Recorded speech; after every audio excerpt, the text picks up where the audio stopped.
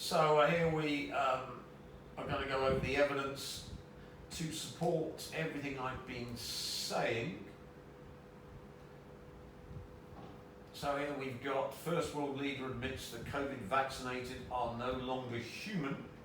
Vaxxed people are now GMOs, genetically modified organisms. Vaccinated are collapsing.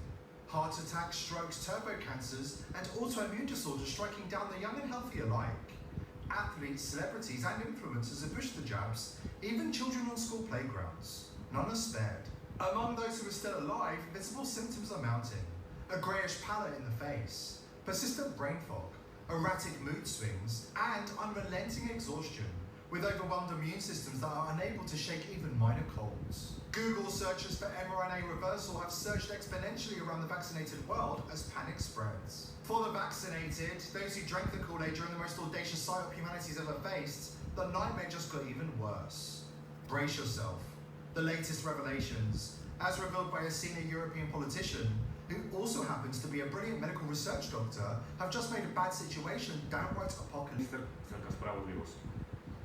Ďalej viaceré ministerstva zdravotníctva niektorých vybraných štátov a zástupcovia svetovej vedeckej obce, ktorí na niektoré podobné rizika upozorňovali, alebo ich aspoň predpokladali. Musím potvrdiť, že mnohí čakajú na moju oficiálnu správu, aby jednotlivé štáty upriamili svoju pozornosť na realizáciu vlastných analýz. Bolo analyzovaných 34 šarží od spoločnosti Pfizer a Moderna do tohto času, ktoré boli uskladnené podľa správneho chladového reťazca a len tie, ktoré boli použité pre slovenskú populáciu v čase epidémie COVID-19. Dr. Kotler's findings unearth a chilling reality that should haunt every soul on this planet, vaccinated or not. What's been uncovered isn't just unsettling, it's a harbinger of a bleak dystopian fate for humankind. Those who've taken the jab, they're no longer mere patients, they're test subjects, guinea pigs in a grand experiment, rivaling the tampering of corn or wheat by the shadowy hands of the corporate elite. Flooded with foreign DNA that fuses with their own, they've been altered at a cellular level, stripped of what it means to be human. And the fallout? Dr. Kotler warns it's not just random chaos. The surge in heart attacks, strokes, and turbocharged cancers ravaging bodies isn't a mystery. It's a script playing out before our eyes. The worst part? This is only the beginning. Výsledok analýzy. Vážená verejnosť a vedecká obec.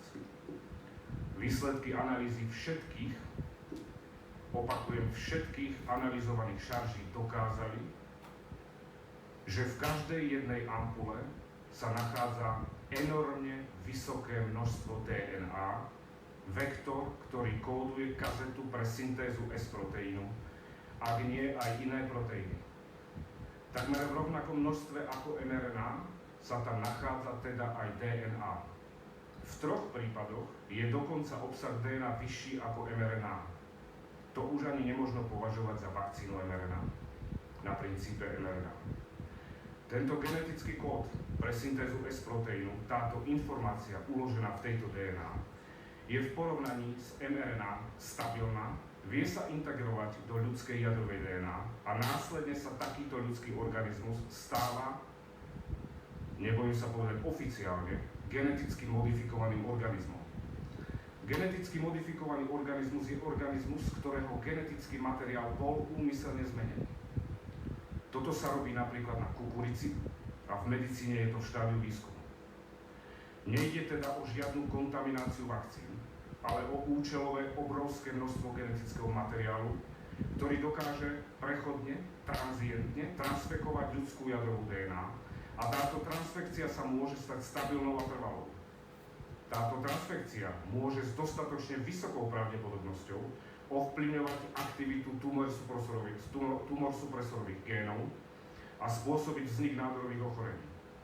V bunkách, ktoré sa nedelia, napríklad myokard a nervové bunky, spôsobujú takéto programovania presýtenie proteosyntetického aparátu bunky a bunka hynie. Je možné, že v tejto DNA sa nachádzajú aj iné povely, čo predpokladajú výsledky analýzy, ktorých ale prítomnosť treba preukázať, ale to verím, že zrealizujú iné štáty vo svojej kompetencii. Ide teda o zmes mRNA a DNA, alebo v niektorých prípadoch o zmes DNA a mRNA. Hrozbou je stabilná transfekcia, inkorporácia do ľudskej DNA s trvalou expresiou transgénu, vznik rakoviny alebo smrť buniek presítením proteosyntetického aparátu bunky. Ak to treba povedať ľudsky, hoď nepekne. Moderna a Pfizer z očkovaných spravili geneticky modifikované organizmy, narábali s ľuďmi ako s kukuricou bez ich vedomia.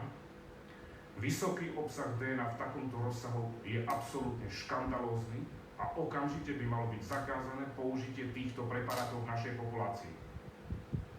Tieto zistenia sú tak závažné, že generálny prokurátor by mal okamžite konať, vedecká obec by mala byť na poplach a všetci propagátori vakcíny by mali stiahnuť uši.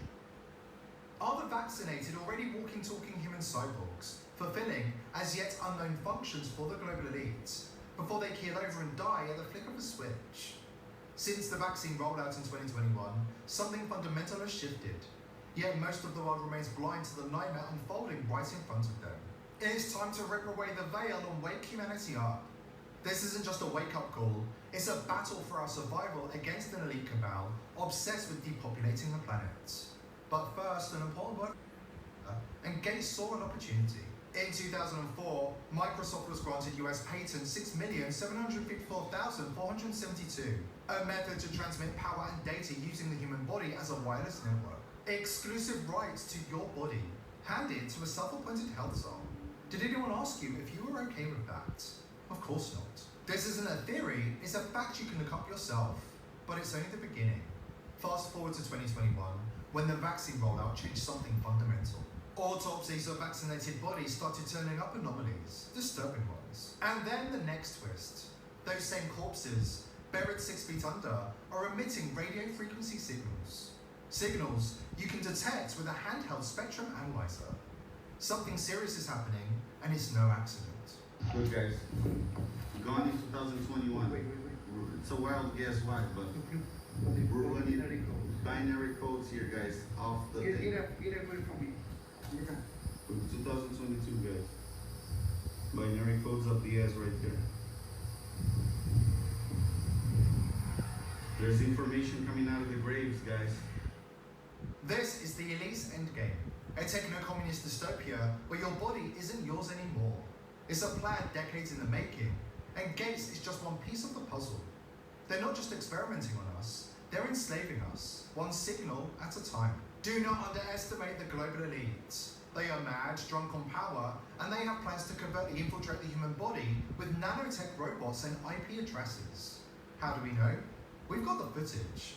It's real, it's raw, and it's right in front of us. A deep dive into Pfizer's murky history reveals they partnered with an Israeli research university to develop programmable nanorobots to be injected into people to alter their DNA, issue them with an IP address, and connect them to the internet. What looks and sounds like a wild conspiracy theory is actually conspiracy facts. Let's take a look at a 2013 presentation delivered by Bartland scientist Dr. Ido Bachelet to a room of pharma executive or a microscope. Here he explains that one syringe can hold 1,000 billion robots. So these nanobots have been envisioned in the past 30 years by people like Eric Drexler and Robert Freitas and Ray Kurzweil. Today I'm going to show you that these robots exist here in Israel. And I'll show you this syringe, which I brought from my lab. So this syringe has inside it 1,000 billion robots. So these robots are each 50 nanometers long, which as you can see in this slide under the microscope. 50 nanometers is about 2,000 times thinner than the thickness of your hair. Okay, and these robots were born actually 3 years ago in a research I did with Sean Douglas, now a UCSF professor. But over the past year and a half, in my group at Bar-Ilan University, we've been developing and testing robots for a variety of medical and therapeutic tasks. Remember, this presentation was delivered in 2013, meaning they've had this technology for over 10 years. Why was it kept hidden from us? Later in the presentation, Bachelet bragged that they can retain total control of the nanorobots after they've been pumped inside human bodies. As Bachelet explained, the controller is connected to the internet like an Xbox, and the controller actually links these nanobots to the network. That's right, the nanorobots have an actual IP address that can be accessed remotely. And the interesting thing is that because the controller, like the Xbox, is connected to the internet, the controller actually links those nanobots to the network. So they have an actual IP address, and they can be accessed from a remote device sitting on the same network. For example, my doctor's smartphone. Now, here's the kicker. As Bachelet confirmed, whoever is secretly controlling these DNA nanorobots can turn them on and off with a flick of a switch and release payloads into human bodies. Hold on, payloads? Payloads of what? So this is how the nanorobot looks like. It's built from DNA, as you can see. And it resembles a clamshell in which you can put cargo. You can load anything you want, starting from small molecules, drugs, proteins, enzymes, even nanoparticles. Virtually any function that molecules can carry out can be loaded into the nanobot, and the nanobot can be programmed to turn on and off these functions at certain places and at certain times. This is how it controls molecules. And so this particular nanorobot is in an off state. It's closed. It securely sequesters anything you put, any payload you put inside, so it's not accessible to the outside of the robot. For example, it cannot engage target cells or target tissues. But we can program the nanobot to switch to an on state based on molecular cues it finds from the environment. So programming the robot is virtually like assembling a combination lock, using disks that recognize digits, but of course instead of digits, we're assembling disks that recognize molecules. So these robots can turn from off to on, and when they do, any cargo inside is now accessible. It can attack target cells or target tissues or other robots, which we'll see later on. And so we have robots that can switch from off to on and off again. We can control their kinetics of transition. We can control which payload becomes accessible at which time point. And let's see an example of how these robots, for example, control a cancer drug. So what you can do is you can take nanobots, you can put the nastiest cancer drug you may find into the robots, even a cancer drug that's been withdrawn because of excessive toxicity. Okay, when the robots are locked and you put them in a mixture of healthy cells and tumor cells, nothing happens. No cell is affected because the robot safely sequesters those drugs inside. When we unlock the robots, all cells die because the cargo inside the drug attacks anything on site. Pfizer's DNA nanorobots might sound nightmarish, but for those who've been paying attention, they are nothing more than Klaus Schwab's fourth industrial revolution being put into action. Robert F. Kennedy Jr. knew exactly what was going to happen because the global elite have been preparing for the pandemic for years. As RFK Jr. explains, the vaccines were a bioweapon developed by the global elite and the deep states, and they left their fingerprints all over the crime scene. Turns out that the vaccines were developed not by Moderna and Pfizer. They were developed by NIH. The patents are owned 50% by NIH. Nor were they manufactured by Pfizer or by Moderna. They were manufactured by military contractors. And basically, Pfizer and Moderna were paid to put their stamps on those vaccines as if they came from the pharmaceutical industry. But that's not what they were doing. They were coming from this was a military project. Here are the people. So that's excellent video from the People's Voice TV proves that 6 billion plus or minus have been turned into genetically modified organisms and filled with nanotech. Now we come to the interesting bit. They're being farmed for their Kozyrev time density because once they're genetically modified, they lose control over the time density of their life. They lose control over their soul because their soul is attached to a human, and now they're simply genetically modified organisms, Borg, so they can't connect with their soul, they can't connect with their spirit because ditto, and they can't connect with any innate torsion fields around them.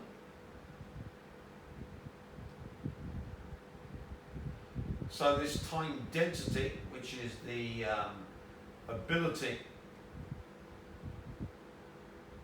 Consciousness and actions could affect torsion fields, leading to studies on detectable force that can impact the environment locally and remotely. And we talked about Kozyrev time density.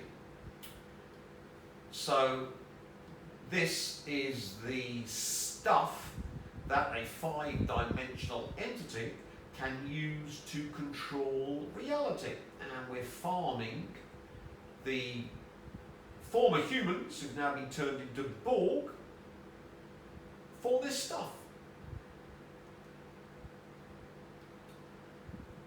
Which of course allows you to control reality according to Soviet psychic warfare. And here of course you can read at your leisure all about it. And of course it cuts them off from the Higgs field that makes them real, because the Higgs field was there to make the human real. They're no longer human. So what's happened to the Higgs field? And the Higgs field is a field of energy that is thought to exist in every region of the universe. It is accompanied by a fundamental particle known as the Higgs boson, which is used by the field to continuously interact with other particles such as the electron, which of course then means you can't interact with your electrons, which is the basis, the Dirac-C, the basis of leptionics. The Higgs field is what gives particles their mass. So has Borgization forced you, because you've lost your Higgs field, into simply becoming matrix information which can be controlled by a quantum computer linked up to a 5-dimensional processor? The stronger a particle interacts with the Higgs field, the heavier the particle ends up being. So, have you been forced into the matrix by this Borgization? And if you want to know more about the Higgs field, here is many videos you can watch at your leisure. I know all about Higgs fields, so no need to go through it. But while Higgs mass arises from the slowing of elementary particles by a molasses-like substance, the truth is that the stronger Higgs field makes the elementary particles vibrate at higher frequencies. Higgs boson is a fundamental force-carrying particle of the Higgs field, which is responsible for granting other particles their mass. So what happens when you've got no mass? Well, information in the matrix doesn't have any mass. So you can see that all of the Borg are being forced into the matrix. Hence, they're CBDCs, and they'll only be able to make CBDC extra money by being in the matrix 24/7 and contributing to the matrix, which is what they're telling you about. So as you can see, the humans are being farmed for the ability to control reality and make reality. And in the process, they're simply becoming figments of the quantum computer linked to the 5D processors. Satanic imagination. And here we've got a study. Alien ancestors contributed 30% of human genes, enhanced brain power. So I said the human scum, Homo psycho, had been deliberately built to farm powers and potentials that only the insane could produce, because you need to be mad and be able to love, hate simultaneously, which the aliens cannot do. So they made these insane Homo psychos, they're farmyard animals, to produce the stuff which they are now harvesting, or were going to harvest now, except it's all been taken by the silo. Thank you very much, I'll have all of that. And F ditto ditto, you alien filth. So if you didn't think the Americans had made a deal with the aliens, you are sorely misguided. Now, let's look at the evidence that the Psi Lord has taken over quantum computers and used Kozyrev time density to link all quantum computers to death,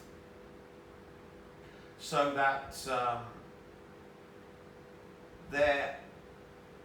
if they link up with a 5D processor, then all they can produce is death and maiming of themselves and the humans and the aliens and everything they're trying to alter.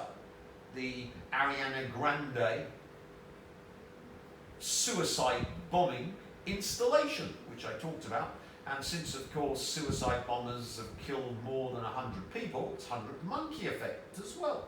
So, what we've done is to divert the inception of quantum computers using this unique homo psycho that the aliens have bred and needed for total reality control at the inception, to be locked into the Kozyrev time density cause, which is death caused by yours truly, the Psi Lord, because he, of course, is Allah, or an aspect thereof, and that caused the Ariana Grande suicide installation, cause of death caused by yours truly. So the effect from conception of everything connected to that is controlled by the Psi Lord via this installation, and we make it global via the 100 monkey effect, because suicide bombers and jihadis have killed more than 100 of the Western infidels. Just look at Charlie Hebdo, or 7/7 in the UK, etc., etc. So, the quantum computer using the 5D Homo Psycho processor and all of the Borg has been hijacked, and the quantum computers irrevocably taken over by the Psi Lord from their inception. It doesn't mean that the quantum computers of the aliens were taken over, but they're irrelevant because they don't have the processors, they don't have the love, hate simultaneously homo psychos you need for processing reality. And since they're self-similar and subjugated by the overmind quantum computer they were trying to build, all the alien quantum computers have been taken over by the Psi Lord too. Now, if you think, oh, that's bullshit, no, watch this video, and you'll see the proof is there. And what's worse, even the experts have no idea how to explain it. Unlike previous quantum anomalies, this one won't go away. Instead of an isolated glitch, Google's quantum chip is now consistently behaving in ways that defy logic. It's producing results before calculations are even completed. Quantum states are refusing to collapse. Unpredictable energy fluctuations keep appearing, and scientists are left scrambling for answers. Have we just crossed a boundary in quantum science? One that should never have been crossed? If a machine more powerful than anything before started acting on its own, what would happen next? Let us know what you think in the comments, and if you want to stay ahead of the latest quantum breakthroughs, make sure to subscribe. Now let's take a closer look at what's really happening inside Google's quantum lab. What is Google's quantum chip doing? Google's quantum chip was designed to perform calculations beyond the reach of classical computers, solving problems in seconds that would take even the most powerful supercomputers thousands of years. But now something has changed. The system is producing results before calculations are even completed. Data appears before the process should be finished, as if the chip already knows the answer. Quantum states, which should collapse when measured, are refusing to behave as expected. Instead of following the rules of quantum mechanics, they remain in unstable, unresolved states, as if something is interfering with their natural process. Even more disturbing, the chip is generating unpredictable energy fluctuations, spikes and distortions that scientists can't account for. There's no clear pattern, no logical cause, just an escalating series of anomalies that defy explanation. This is not how it was supposed to work. If Google's most advanced quantum processor is already showing signs of unpredictability, what happens when we scale this technology even further? Why are scientists alarmed? This isn't just an error, it's a pattern. Every test run now produces anomalies that scientists cannot explain. No matter how many times they reset the system, the strange behavior persists, occurring under different conditions, with different input variables, and even on different physical chips. At first, engineers assumed it was a hardware malfunction, maybe a defect in the superconducting circuits. But when they ran diagnostics, every physical component checked out. Then they suspected a software glitch, perhaps an error in the quantum algorithms running the system. But after rewriting and reinstalling the core programming, the anomalies remained. Now, some researchers believe this could be evidence of an undiscovered property of quantum mechanics. Unlike classical computers, which operate in predictable binary states, quantum processors rely on superposition and entanglement, phenomena that, by their nature, are not fully understood. If this chip is behaving in ways that contradict established quantum models, it could mean that our understanding of quantum computation is incomplete. More disturbingly, some scientists suggest this could indicate that quantum systems, when complex enough, might develop emergent behavior, patterns and responses that were never explicitly programmed.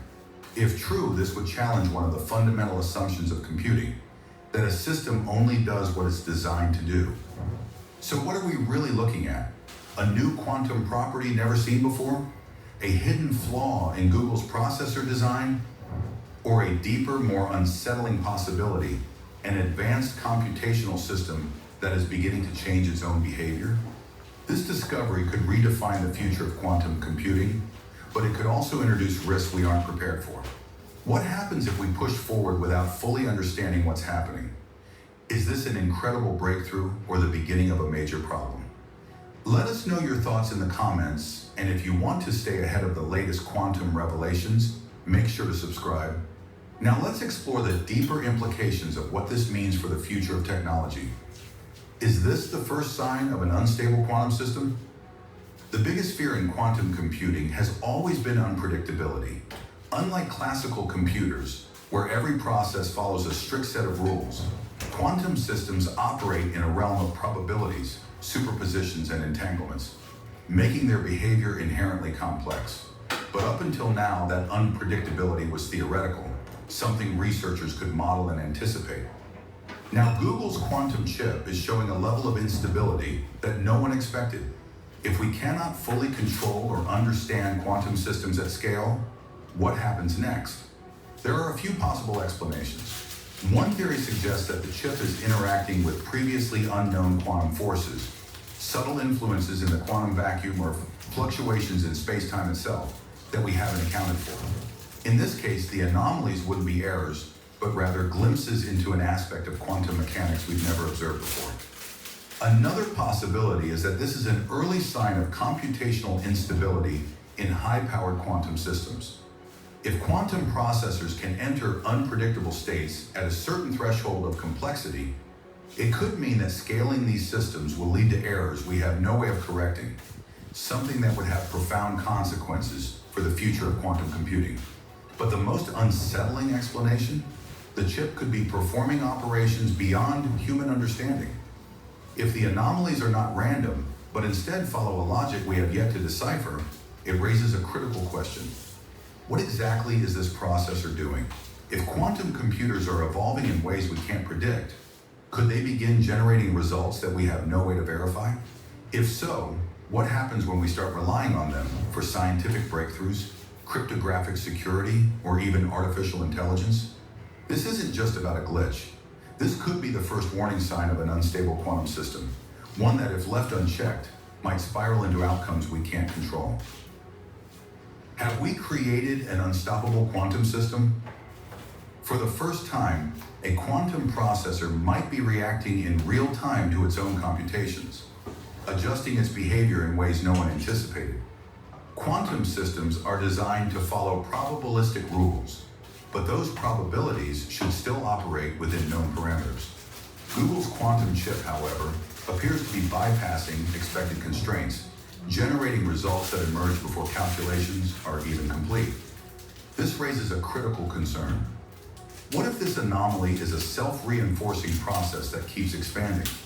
If each unexpected result triggers further unpredictable behaviors, the system could be accelerating toward a state where even its creators can no longer predict or control its outputs.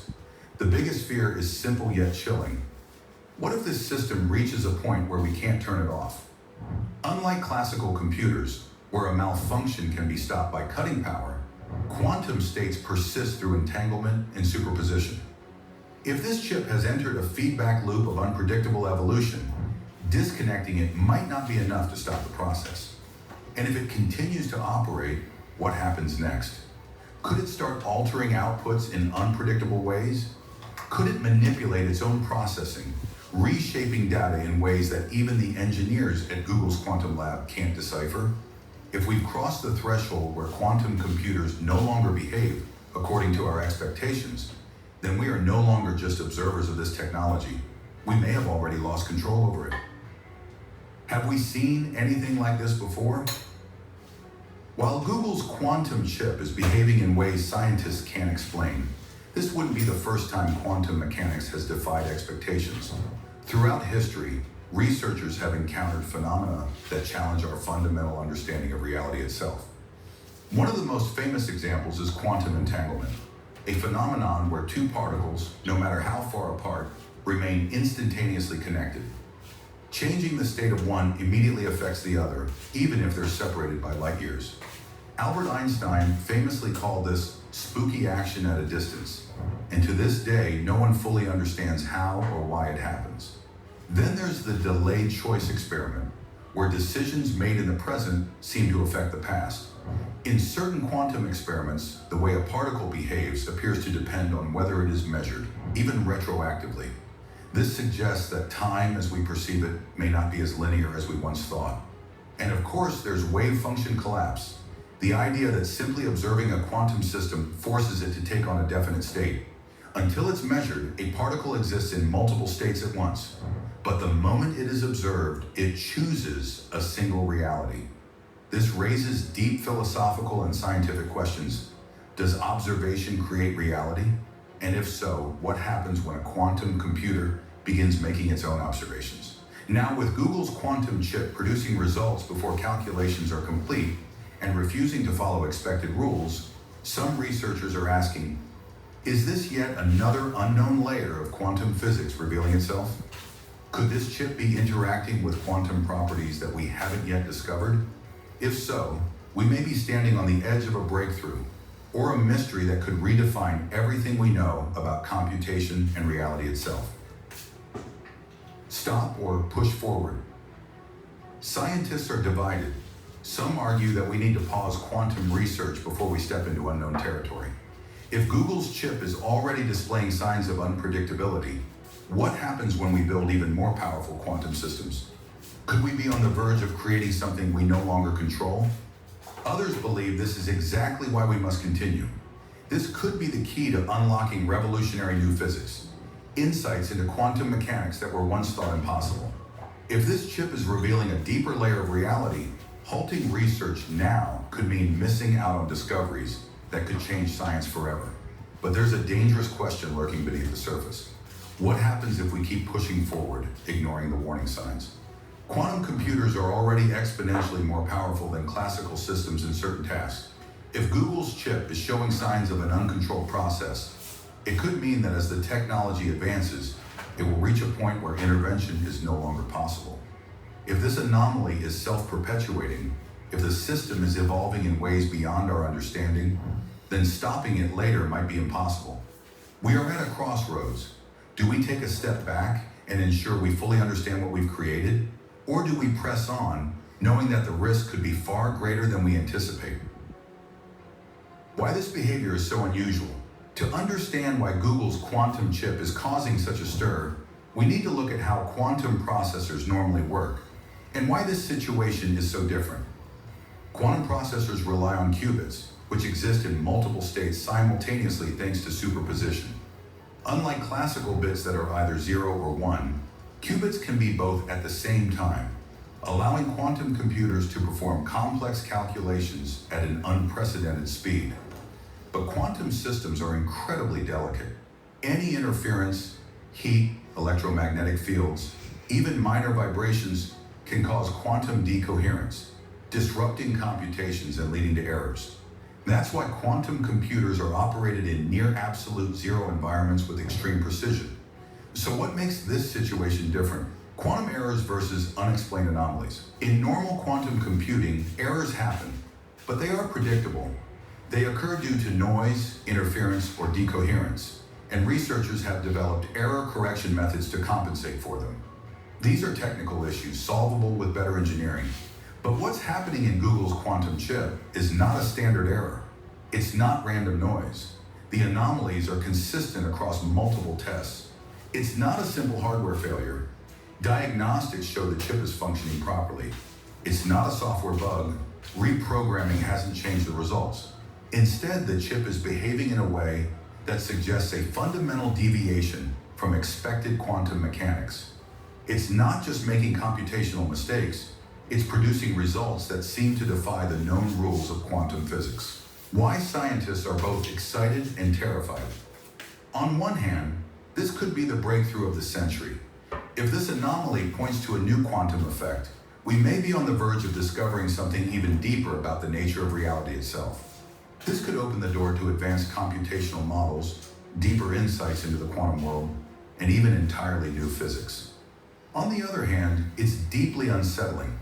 If quantum computers are capable of unexpected, uncontrollable behavior, it raises serious concerns about scaling this technology. What happens when future quantum systems, far more advanced than this one, begin operating in ways we can't predict or reverse?